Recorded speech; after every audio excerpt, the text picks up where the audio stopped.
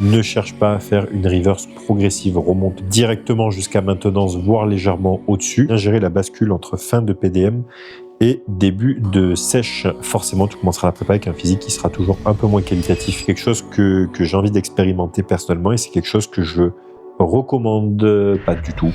Salut à tous, petit format entre deux vidéos, format long, FAQ en mode Rapid Fire Question, je sais pas comment vous voulez l'appeler. Il me reste 10 minutes avant que Bastos s'en aille, donc on va bombarder des questions. Alors, première question de RK NutriCoaching. Est-ce qu'entre la dernière masse et la prep, tu places un cruise? Oui, toujours de manière spécifique, qui est plus ou moins long en fonction de ce que tu as fait sur ta phase de hors-saison, et je te recommande fortement, alors je sais pas si c'est pour toi, des clients ou ton entourage, peu importe, mais du coup de ne pas avoir une masse qui soit dite toxique à ce moment-là, parce que si tu as besoin d'un long off avant ta prépa, forcément tu commenceras la prépa avec un physique qui sera toujours un peu moins qualitatif que ce que tu voulais ou que ce que tu aurais pu avoir. Et si tu commences avec un physique qui n'est pas en santé, qui n'a pas récupéré, tu auras un physique qui répondra moins positivement à ce que tu pourras mettre en place en prépa. Seconde question, est-ce que tu utilises des GLP-1 avec tes athlètes? La réponse générale est non. Est-ce que nous avons essayé avec certains athlètes qui voulaient aussi essayer de leur côté? Oui. Est-ce que le retour est plutôt positif ou négatif? J'aurais tendance à dire que le retour est plutôt négatif en règle générale, même si ça peut avoir une application spécifique, mais ce n'est pas quelque chose, c'est pas un changement drastique dans une prépa et ce n'est pas quelque chose qui sera implémenté par la suite de manière systématique, voire probablement jamais en réalité. Pourquoi est-ce que je ne souhaite pas coacher les femmes hormis celles que j'ai déjà? Simplement parce que je veux me concentrer pour être le meilleur possible chez les hommes, que de coacher des femmes va me demander d'autant plus de connaissances poussées pour aller vraiment au niveau que je voulais, que pour l'instant ce n'est pas quelque chose que je veux, même si je suis conscient de mes capacités pour les femmes et je pense me sous-estimer un petit peu aussi vis-à-vis de ce que j'ai pu déjà proposer jusqu'à présent, mais ce n'est pas mon focus numéro un. Mon focus numéro un, c'est d'avoir des athlètes dans différentes fédérations qui puissent passer pro, et pour ceux qui sont à NPC, qui puissent passer pro, se placer en pro show, jusqu'à gagner un pro show, et aller à l'Olympia pour qu'on aille faire des voyages à Vegas tous les ans avec Bastos. Donc voilà, simple et bonne raison. Est-ce que je risque de changer d'avis dans les 1 an, 2 ans, 3 ans à venir? Probablement, et si c'est le cas, ce sera uniquement pour du coaching féminin de préparation de compétition de haut niveau. François, pour toi, quel volume est optimal par muscle pour un débutant plus? Il n'y a pas de débutant plus, tu es débutant ou intermédiaire, et là tu as les différents niveaux d'intermédiaire. Série travail per week. Alors si on est sur un débutant, la fréquence est en général de au moins 3 fois par semaine avec un volume moyen d'à peu près 5 séries par muscle par séance, donc pas les plus hauts bien entendu, qui ferait du 15-20 séries, même si on s'en fout.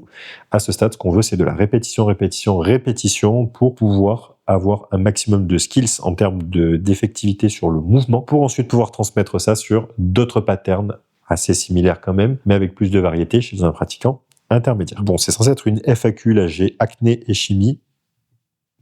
Oui. Ok, la chimie peut causer de l'acné, ou en tout cas peut la favoriser chez ceux qui en ont potentiellement déjà ou qui sont sujets.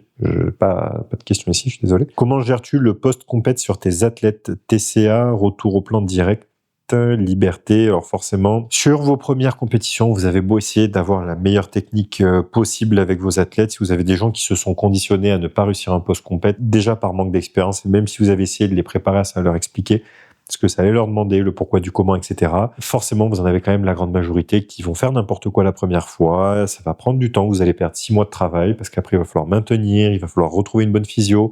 Après, il va falloir sécher, relancer une prise de masse et vous avez perdu 6 mois de travail. Ce que je peux te conseiller en tout cas, c'est que sur tes premiers athlètes, ne cherche pas à faire une reverse progressive. Remonte directement jusqu'à maintenance, voire légèrement au-dessus. Essaye de laisser 1 à 2 repas libres par semaine, des repas qui sont dans un premier temps des repas qui soient maison et traqué sur MyFitnessPal, qui est beaucoup plus facile à moduler pour avoir du volume alimentaire sans avoir des calories qui pète dans tous les sens. Et forcément, est-ce qu'il y a des repas libres? C'est justement le moment où on veut faire des repas libres, parce que je me suis privé pendant X semaines, c'est maintenant, je vais tout niquer. Et le problème, c'est que à ce stade, mentalement parlant, vous êtes fragile, ce qui est normal. Est-ce que vous êtes réellement à 2 semaines pour manger un repas libre quand vous en avez pas fait depuis peut-être 6 semaines ou 8 semaines? En réalité, non. Donc, si vous voulez bousiller votre shape et votre santé mentale, probablement oui, parce que vous êtes pour la plupart pas dans une configuration, vous allez savoir vous gérer, vous allez savoir vous contrôler. Et si en plus de ça, vous n'avez pas la masse musculaire de quelqu'un qui est bodybuilder de haut niveau, forcément vous n'avez pas le même métabolisme et vous n'avez pas la même marge d'erreur. Ok, donc faites attention à ça. Idéalement, tu remontes à maintenance et tu te mets en tête que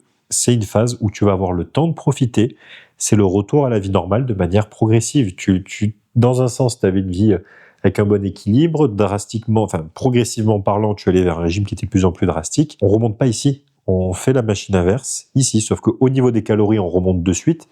Mais si tu remontes à maintenance et que tu m'envoies 2 Burger King à 5-6 000 calories par semaine chacun, 10 000 kilocalories divisé par 7, ça fait quoi? Ça fait du 1000, je sais pas moi, 1500 kilocalories par jour de surplus. Donc si tu es à maintenance calorique, voire un peu plus 1500, je te garantis que par semaine, tu vas prendre au moins 1,5 kg de gras par semaine. Tu fais ça pendant un mois, tu as pris 6 kg de gras. Sur les 10 kg que tu auras pris, tu auras pris 6 kg de gras.